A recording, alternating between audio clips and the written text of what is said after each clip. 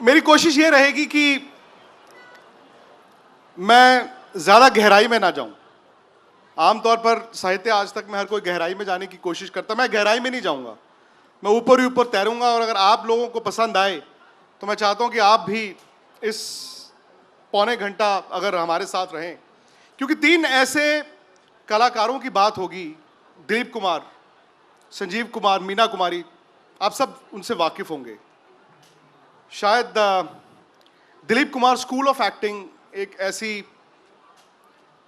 जो उसके बाद चलता ही गया। Meena Kumari school of acting, और मेरी नज़रों में संजीव कुमार शायद फिल्म इंडस्ट्री के सबसे वर्सेटाइल एक्टर थे। तो मैं स्टेज पर आमंत्रित करता हूं फैजल फारूकी जी, जिन्होंने दिलीप कुमार साहब के साथ न सिर्फ 30 साल वक्त बिताया है बल्कि उन पर किताब भी लिखी है, और सत्य व्यास जी ने मीना कुमारी जी पर। हालांकि दिलीप कुमार का लिटरेचर इतना ज़्यादा है, मैं जब रिसर्च कर रहा था, और मीना कुमारी जी पर इतना है नहीं। लेकिन ये बड़ी संयोग की बात है कि एक ट्रेजेडी किंग थे और एक ट्रेजेडी क्वीन थी। तो ट्रेजेडी क्वीन क्यों थी सत्य व्यास जी, ये बताइए मीना कुमारी जी। बहुत बढ़िया सवाल है, और इसके जवाब से पहले मैं कहूँ कि मैं जब क्रिकेट खेला करता था तो जैसे क्रिकेट की बात है तो 7वें नंबर पर बल्लेबाजी किया करता था। तो क्या है कि 6 नंबर तक खेलते खेलते ये समझ बात आ जाती थी कि क्या बोलना है। अब यहाँ आपने मुझसे ओपनिंग करा दी है तो जो है वो अचानक ही इसका जवाब देना है। मैं आपको थोड़ा करेक्ट कर दूं, वो पुराने ज़माने में जब 5 दिन के मैच होते थे 7 नंबर वाले की बैटिंग नहीं आती थी। नहीं आती थी जी। आजकल जो T20 है, घर से मैं पैड करके जाता हूं क्योंकि मैंने ओपन करना होता है, पहला बॉल खेलना होता है। इससे पहले कि कोई और आ जाए, आप शुरू कर दीजिए। एग्जैक्टली, बिल्कुल। मीना जी ट्रेजेडी क्वीन क्यों थी? दरअसल अगर हम देखें ना तो हम जानेंगे कि उनका जीवन जो है जब शुरुआत हुई थी उस पार्टिकुलर दिन से ही जो है ना उनके जीवन की त्रासदी शुरू हो गई थी। मैं छोटा सा उनके जन्म पे जाऊंगा तो आप ये क्लियर हो पाएंगे क्यों उनमें वो बात आई, ये बात क्यों आई कि वो उस तरह जो है हर रोल को निभा पाई। अपने घर की वो दूसरी बेटी थी। पहली बेटी जो वो खुर्शीद थी, खुर्शीद जब 5 साल की थी तो इनका जन्म हुआ था। जब इनका जन्म हुआ था तो पिता जो थे वो एक बेटा चाहते थे, और उसके लिए, बेटे के लिए उन्होंने अपनी औकात से ज़्यादा खर्चा करके अपनी पत्नी को गादरे हॉस्पिटल में एडमिट कराया था, क्योंकि उनकी हैसियत नहीं थी कि वो उन्हें किसी हॉस्पिटल में ले जा पाए। बेटी हुई, मीना जी आई, और इस बेटी ने पिता को इतना दुखी कर दिया कि उस पिता ने नाल कटी हुई बेटी को उठाकर और दादर ईस्ट के एक अनाथालय में रख दिया। कोई दिक्कत नहीं, यहाँ तक आगे बात चलते हैं तो समझ में आएगा। माँ जब उठी तो उन्होंने बच्ची को नहीं पाया। बच्ची को जब नहीं पाया तो उन्होंने पूछा कि बच्ची कहाँ गई।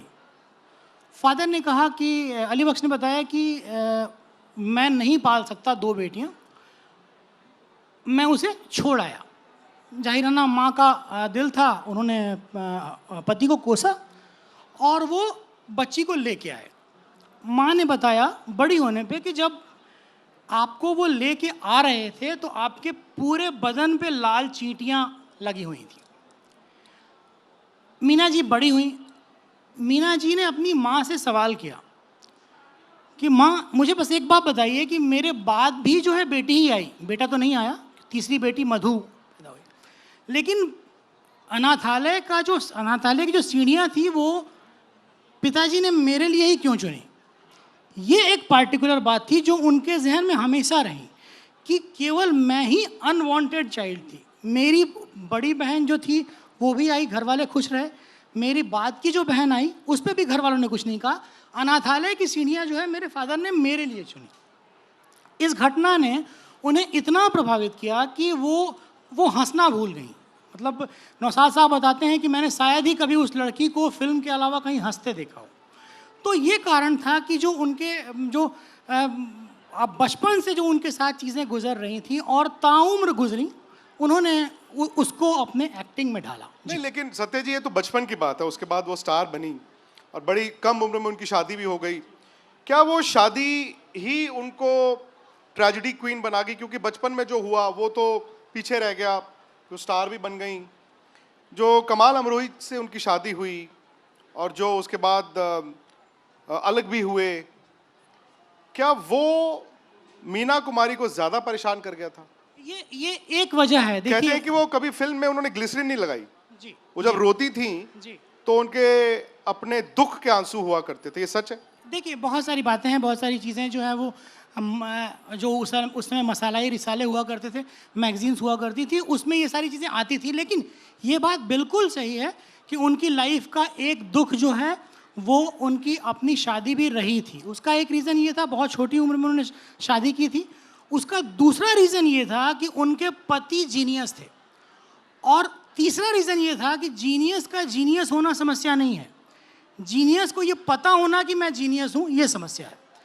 उन्हें ये था इशू कि मैं कहीं काम मांगने नहीं जाऊंगा, मैं इतना बड़ा। अच्छा, मैं एक छोटा सा किस्सा और बता दूं कि जब महल फिल्म के लिए अशोक कुमार ने कमाल साहब को साइन किया तो उन्होंने 3 शर्तें रखी थी। पहली शर्त ये थी कि कहानी मेरी होगी, डायरेक्ट भी मैं करूंगा। दूसरी शर्त ये होगी कि मैं 2 घंटे सोऊंगा सेट पे। आप समझें कि पहला राइटर है और वो इस तरह की शर्त रख रहा है प्रोड्यूसर से। और तीसरी शर्त यह है कि मैं कच्ची पेंसिल से लिखूंगा अपने स्क्रिप्ट, ताकि अगर मैं उसे मिटाता हूँ या मैं कुछ हटाता हूँ तो कोई दूसरा नहीं बोले कि यहाँ क्या लिखा हुआ था। इस तरह के वो इंसान थे। अचानक से ही उन्हें फिल्म मिलना बंद हो गई। दरअसल वो उन्हें कहा जाने लगा मिस्टर हीरोइन। ये बात उन्हें इतना परेशान कर गई कि मैं एज ए राइटर और एज ए डायरेक्टर भी कैपेबल हूँ।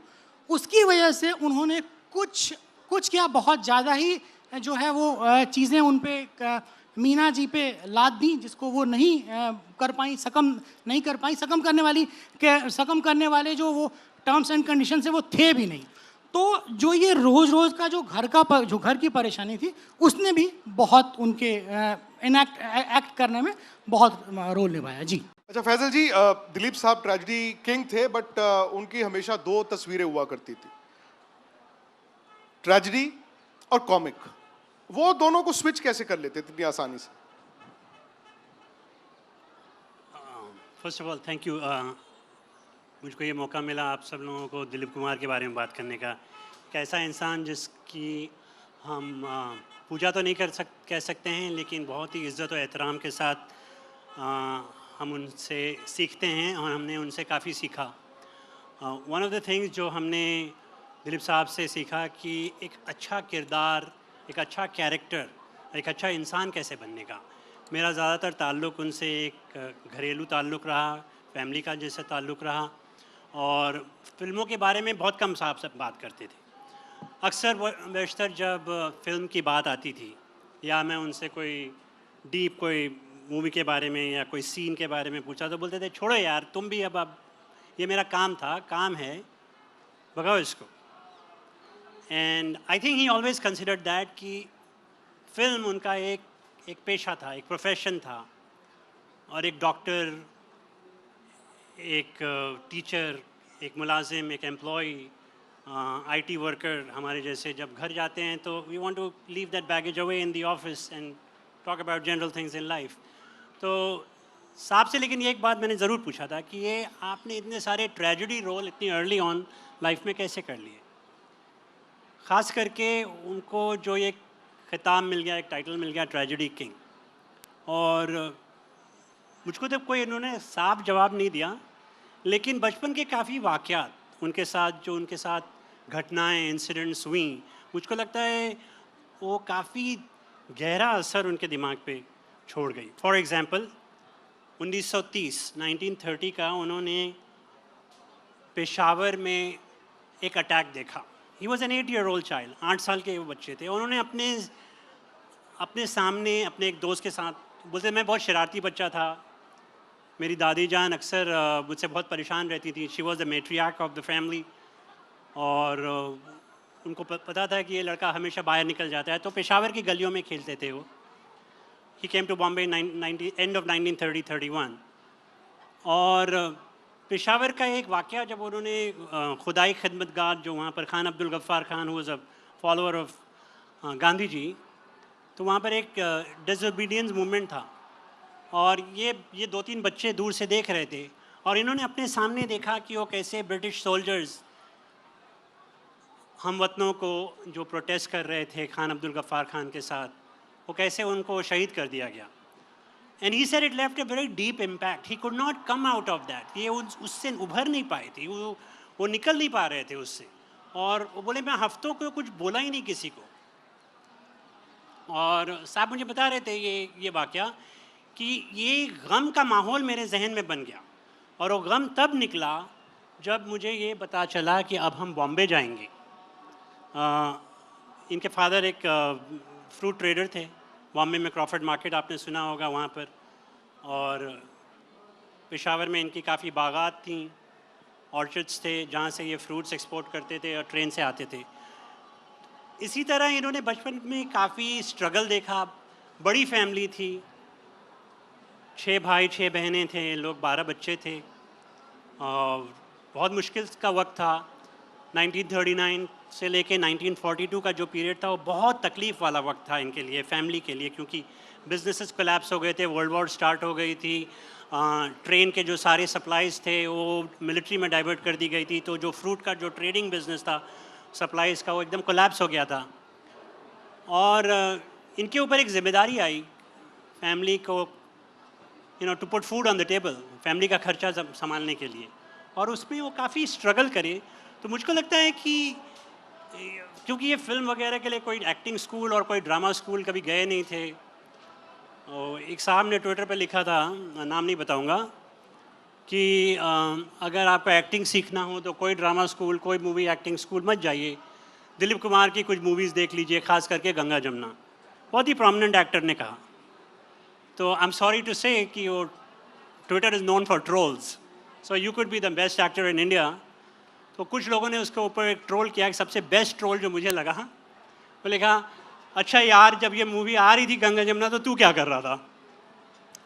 अच्छा नहीं, लेकिन एक बात तो है ना कि शायद अशोक कुमार आपके सबसे पहले सुपरस्टार थे, उसके बाद गुरुदत्त आए, लेकिन 3 एक साथ आए, राज कपूर, दिलीप कुमार, देवानंद। अब फिल्मों की आपने उनसे बात नहीं की, लेकिन उन्होंने अपनी निजी ज़िंदगी की बात की होगी। क्या इनकी दोस्तियाँ हुआ करती थी? क्योंकि हम लोग आज देखते हैं, टेलीविज़न पर देखते हैं या फिल्में देखते हैं या पेज 3 देखते हैं, हमें डिफरेंट तरह का बॉलीवुड दिखता है। उस ज़माने के बॉलीवुड के बारे में बताइए। दिलीप साहब अगर जा रहे हैं, उनकी फिल्म है, तलत महमूद ने गाना गाना है, किसी ने लिखा है, उस वक्त का बताइए ना कि वो राज कपूर, देवानंद, दिलीप कुमार, इनकी दोस्तियाँ कैसी हुआ करती थी, हीरोइंस कैसी थी, और क्या ये सेट पर उस तरह होते थे जैसे आम दोस्तों की तरह होते?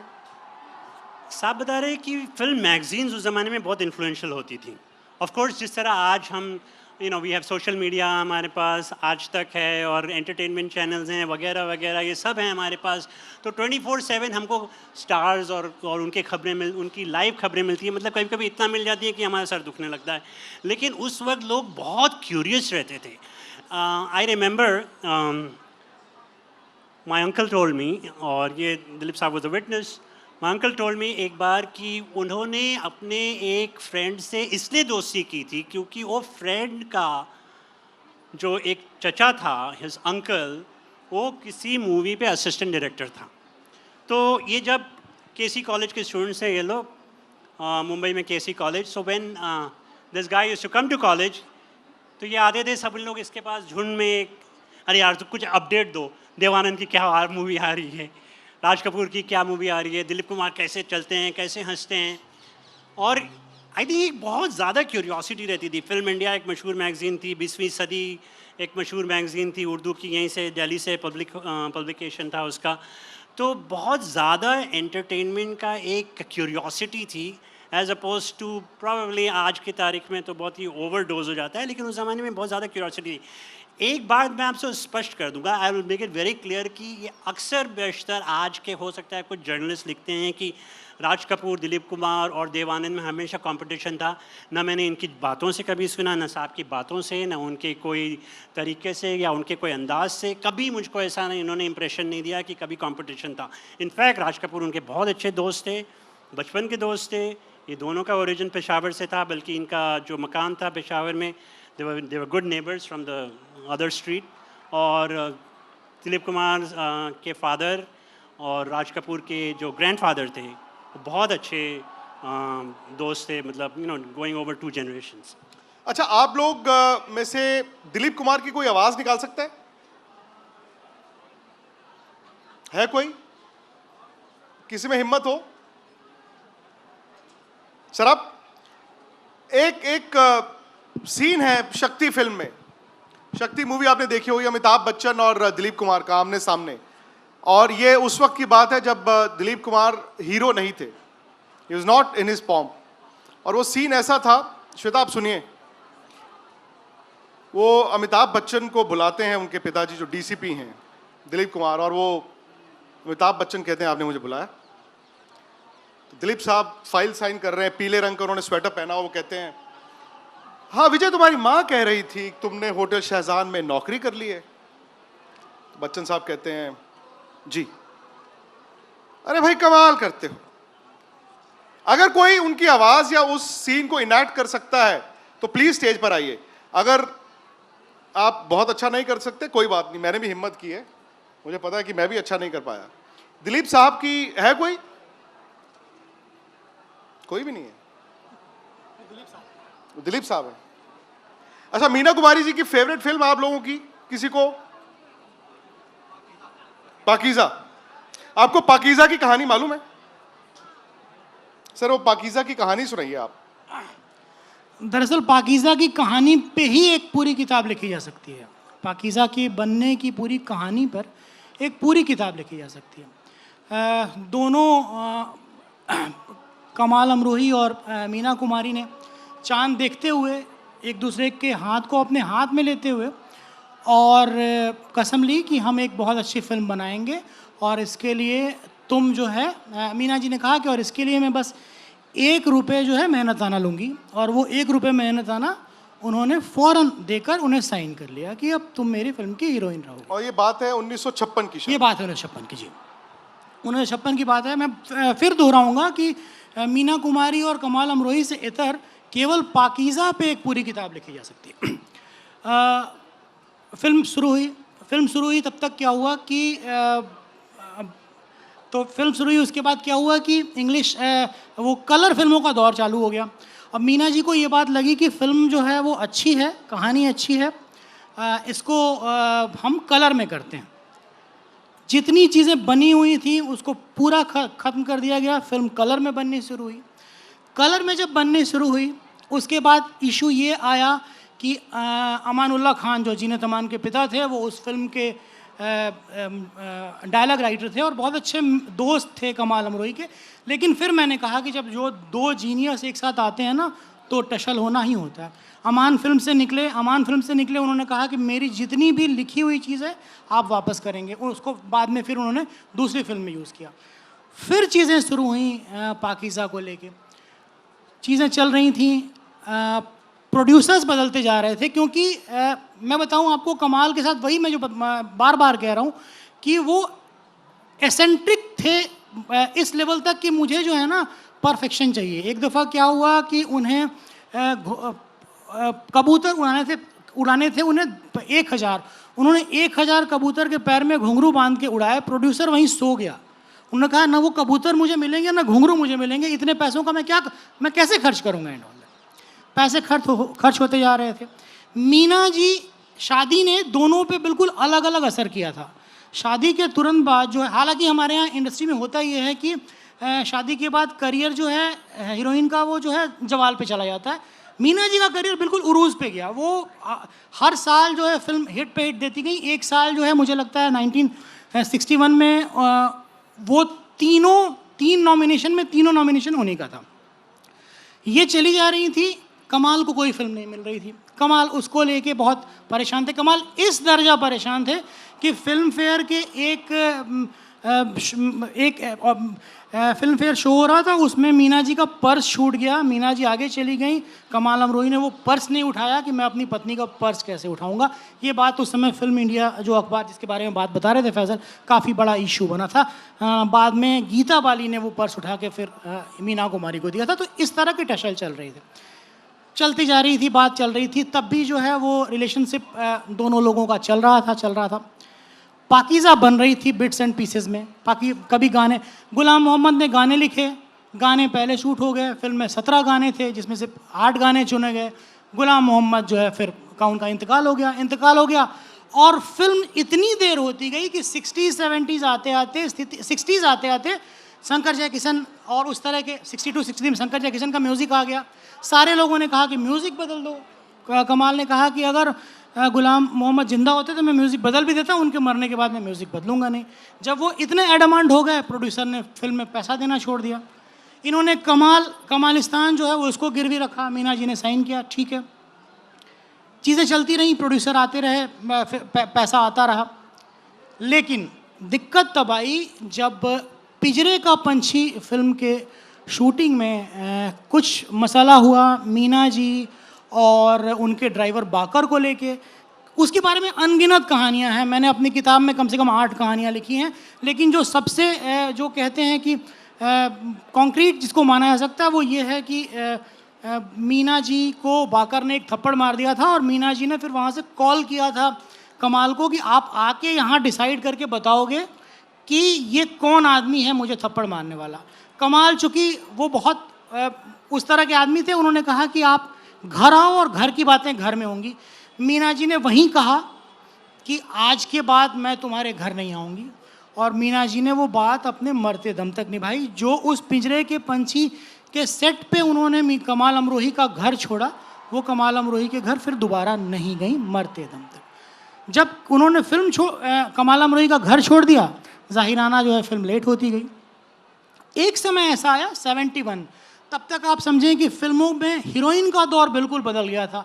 शर्मिला टैगोर आ गई थी जिन्होंने बिकिनी सीन दे दिया था, तनुजा आ गई थी जिन्होंने फिल्म में मतलब बेबी डॉल का बिल्कुल कल्चर ला दिया था। और मीना के समय की जितनी भी हीरोइंस थी वो उन्होंने धीरे धीरे फिल्में छोड़ दी थी ना जी। तो सर 16 साल लग गए थे जी। जी जी जी 16 साल लग गए थे पाकीज़ा जब सोची गई, और क्योंकि दोनों के बीच इतने डिफरेंसेस थे। और जब पाकीज़ा रिलीज हुई उसके कुछ दिन बाद मीना कुमारी जी 40 साल उनकी उम्र थी, 39 साल। उनकी लेगेसी को आप कैसे देखते हैं? बहुत मतलब उनकी लेगेसी को मैं अगर आपको बताऊं तो आप देखें कि उनके जाने के तुरंत बाद उनकी बड़ी बहन खुर्शीद से किसी ने पूछा था कि मीना की लेगेसी कौन चलाएगा, तो उन्होंने बताया था कि मुझे एक एक्ट्रेस दिखती है जो आगे बढ़ा सकती है, और उन्होंने जया भादुड़ी का नाम लिया था तब। और मुझे ऐसा लगता है कि उन्होंने बहुत सही नाम लिया था। और उनके साथ साथ कुछ एक्ट्रेस ऐसी आई जो उनकी जो मतलब जिस तरह से वो फिल्में किया करती थी या कहानी को समझा करती थी, समझ के चीज़ों को बाकी की हीरोइंस ने भी किया। बट क्योंकि मीना जी के समय जो फिल्में बनती थी वो या तो माइथोलॉजिकल होती थी या विमेन ओरिएंटेड होती थी। अब की फिल्में उस तरह की बननी भी बंद हो गई हैं, तो किसी भी, मेरा नहीं ख्याल कि किसी भी हीरोइन का उनकी मीना जी से कंपेयर करना मेरे लिहाज से सही होगा जी। फैजल, दिलीप साहब की बात करें तो मीना कुमारी जी से उल्टा 180 डिग्रीज उनके पास सायरा बानू थी जिन्होंने एंड तक उनका साथ नहीं छोड़ा। उनकी कंट्रीब्यूशन उनकी ज़िंदगी में क्या थी? मैं सिर्फ इतना ही कहूँगा कि कुछ साल पहले मैंने सायरा जी से कहा कि आपको एक बुक लिखना चाहिए। तो बोले क्या टॉपिक पर, क्योंकि दिलीप साहब की ऑटोबायोग्राफी आ गई थी 2014 में। तो उसके बाद तो मैंने कहा कि to how to love somebody, because आजकल इंस्टाग्राम और इसका ज़माना है और हम लोग हैशटैग लगाते हैं कपल गोल्स। तो आप लोग तो परफेक्ट कपल गोल्स हो। तो ये आपको इतना जज्बा, इतना passion to love somebody as a husband, of course as a spouse, ये कैसे इतना आता है? तो बोलती हैं फैसल इस पर कोई किताब लिखने की बात मुझको समझ में नहीं आती कि क्यों होगी। मैंने तो जब से होश संभाला है मैंने दिलीप साहब से ही प्यार किया है। मैं 12 साल की थी और बोली मैं ये दुपट्टा और लाल ओढ़नी लेके बैठ जाती थी मिरर के सामने। And I should tell my mother, उनकी माँ भी काफ़ी फेमस एक्ट्रेस रही हैं। तो उन्होंने कहा कि देखियो मैं दिलीप कुमार की दुल्हन लग रही हूँ कि नहीं। This is 1956 she used to talk about this. और जाहिर सी बात है 1966 में उनकी शादी हो गई थी, दोनों जन में 22 साल का डिफरेंस था। शी वॉज 22, साहब वॉज 44। लेकिन उन्होंने एंड तक इतना ख्याल रखा उनका, इतना ख्याल रखा कि हम और आप शायद अपने माँ बाप का इतना ख्याल नहीं रख सकते हैं। मतलब एटलीस्ट मैं तो यही कोशिश करूँगा कि हर बच्चा और हर बच्ची इस देश की कम से कम जो ख्याल सायरा जी ने दिलीप साहब का रखा in terms of care, comfort, वो एटलीस्ट आई डोंट नो हम अपने स्पाउस के लिए कर सकते हैं कि नहीं, कोशिश तो रहेगी, लेकिन अपने माँ बाप के लिए तो करना चाहिए।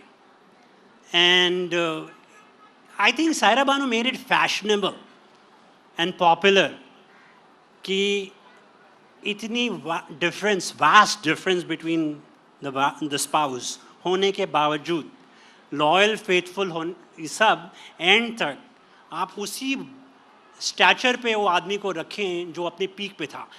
टिल द लास्ट डे उनकी हैंड एम्ब्रॉयडर्ड हैंडकरचीफ पे भी DK लिखती थी वो। That is amazing. I mean, you know, when people, I think my own mother, she passed away in 2019 at age 87, वो 87 साल की थी। और कभी कभी हम अपनी अम्मा से नाराज़ हो जाते थे। She had, you know, last 2-3 years she had dementia, और बौखला जाते थे, हम झंझड़ा जाते थे। I have never seen, she would never say Yusuf or my husband, she would say साहब।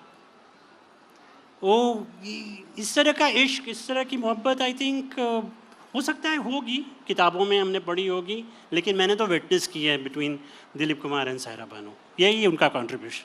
बहुत शुक्रिया।